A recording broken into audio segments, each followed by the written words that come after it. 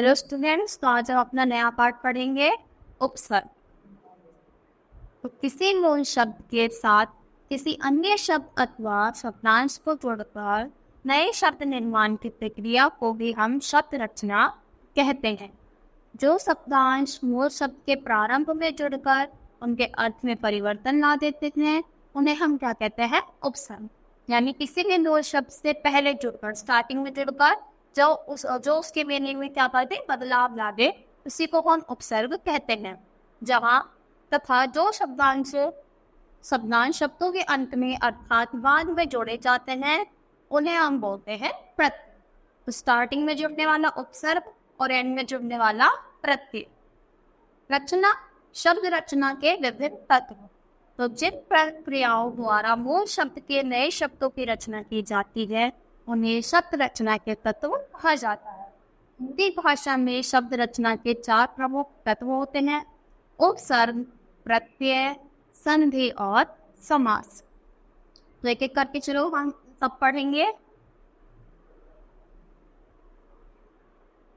इन चारों ही तत्वों को हम इस पुस्तक में क्रमशः अध्ययन करेंगे। सबसे पहले उपसर्ग। तो उपसर्ग 2 शब्दों के योग से बना है, उप और सर्ग। उप का अर्थ है पास तथा सर्ग का अर्थ है रचना करना।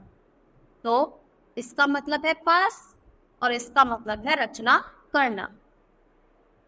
शब्दों से पूर्व में जुड़कर उनका अर्थ परिवर्तित करके नवीन शब्द रचना करने के शब्दांशों को हम उपसर्ग कहते हैं। जैसे मान, मान को हम क्या बोलते हैं? इज्जत, प्रतिष्ठा। और अगर उसमें हम अप को जोड़ देते हैं, अप उपसर्ग जोड़ देते हैं, तो क्या बन जाता है? अपमान, यानी कि बेइज्जती। तो देखो हमने क्या करा, उसका मतलब था इज्जत, प्रतिष्ठा, और अप उपसर्ग जुड़ते ही उसके अर्थ में क्या गया? परिवर्तन आ गया, यानी बदलाव आ गया। तो इन्हीं को हम क्या कहते हैं? उपसर्ग। उपयुक्त उदाहरण में मान शब्द के प्रारंभ में अप शब्दांश को जोड़ा गया है। इसके जुड़ने पर नए नवीन शब्द अपमान की रचना हुई है और यह नया शब्द पहले शब्द मान के अर्थ को विपरीतार्थक कर रहा है। यानी पहले देखो बिल्कुल अपोजिट कर दिया, पहले इज्जत और बेइज्जत, तो क्या कर रहा है? बिल्कुल ही उसका मीनिंग चेंज कर दिया। कहने का आशय यह है कि अब शब्दांश के मान शब्द के अर्थ को परिवर्तित करने के साथ साथ एक नवीन शब्द की रचना भी करता है। अतः उपसर्ग की परिभाषा के अनुसार यहाँ पर अब शब्दांश उपसर्ग है। तो नीचे दिए गए प्रयुक्त होने वाले संस्कृत, हिंदी और विदेशी उपसर्गों के कुछ उदाहरण दिए गए। तो देखो, जैसे संस्कृत भाषा के सबसे पहले उपसर्ग पढ़ेंगे। तो अर्थ का अर्थ क्या होता है? नहीं। तो इनसे कैसे कैसे शब्द बने? अनौपचारिक, अनंत, अनादि, अनावृत। तो देखो ये वाले उपसर्ग लगा के हमने क्या बनाया? एक नए शब्द की रचना करी। अनु का मतलब होता है पीछे या फिर अनुसरण। तो अनुकरण, अनुरूप, अनुलोम। अ से अज्ञानी, अपवित्र, अमृत। तो ऐसे हम क्या कर सकते हैं? बहुत सारे शब्द बना सकते हैं। दुर मतलब बुरा, तो दुर्गंध, दुर्मात्मा। दुष् या दुष् से बच सकता है दुष्विमाण, दृष्टि, दुष्कर। निर्से निराकार, निलोप, निर्मल, निर्देश। उत से उत्पात, उत्कर्ष। चिर से चिरपरिचित, चिरायु, चिरकाल, चिरस्थायी। अधि से अधिकार, अधिपति, अधिभार, अधिराज। तो हम क्या कर सकते हैं? कुछ भी शब्द। अब देखो आ का क्या है? अगर उसका मतलब तक या फिर भरो, तो आजीवन, आकर्ण, आजन, आमरण। अपनी ओर की तरफ वाले शब्दों में आदान, आकर्षण, आगत। और सब ओर से ऊपर श्रेष्ठ, आलोचना, आवरण, अधिकार, अवतरण, अवनति, अब। तो ऐसे हम क्या कर सकते हैं?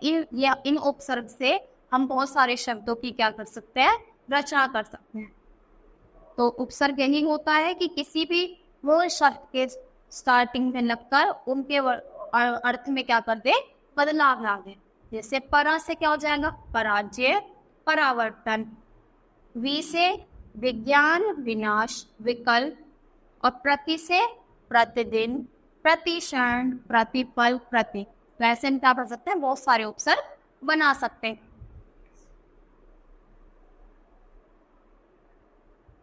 अब पढ़ेंगे हम थोड़े से हिंदी के तद्भव उपसर्ग। अभी तक हमने सारे क्या पढ़े, संस्कृत वाले। तो दो, दुबला, दिकाल, दिमाता, द्विजन, कुसे, कुफल, कुपुत्र, कुपात्र, कुसन, कुलक्षण, अध से अधमरा, अधपका, अधभरा, अधकाचर, अधकचरा। वैसे क्या पढ़ सकते हैं, बहुत सारे शब्द बना सकते हैं। सु से सुलभ, सुघड़, सुरेखा, सुजान, सुडोल, सुमेर। अब कुछ बोलते हैं विदेशी उपसर्ग, यानी जो विदेश भाषा के शब्द हैं, जैसे बद से बदमाश, बदजात, बदनाम, बदकार, बदतमीज, बदतमीज, बदनियत। हर से हर कोई, हर एक, हर दिल, हर पल, हर दिन। ला से लाजवाब, लाइजाज, लाचार, लापरवाह। बा से पाबंदी, बावफा। ना से नादान, नालायक, नाखुश। वैसे हम क्या कर सकते हैं, उपसर्गों से बहुत सारे नए शब्द बना सकते हैं। खुश से क्या हो जाएगा, खुशहाल, खुशबू, खुशकिस्मत। हमने सारे पढ़ लिए। गैर से गैर हाजिर, गैर जिम्मेदार, गैर कानूनी, गैर मौजूद। तो ऐसे क्या है, बहुत सारे शब्द। हम से हम नाम, हम शक्ल, हम उम्र, हम राज, हम दर्द, हम सफर। बा से बराज, बदौलत, बनाम, बदसूरत, बशर्ते। तो ऐसे ही क्या करते हैं, जो किसी मूल शब्द के शुरू में जुड़ के उन क्या बनाए, एक नए शब्द की रचना करे, उसी को हम क्या बोलते हैं, उपसर्ग। आई होप बच्चा आपको अच्छे से समझ आया होगा। तो आज के लिए इतना ही। Thank you.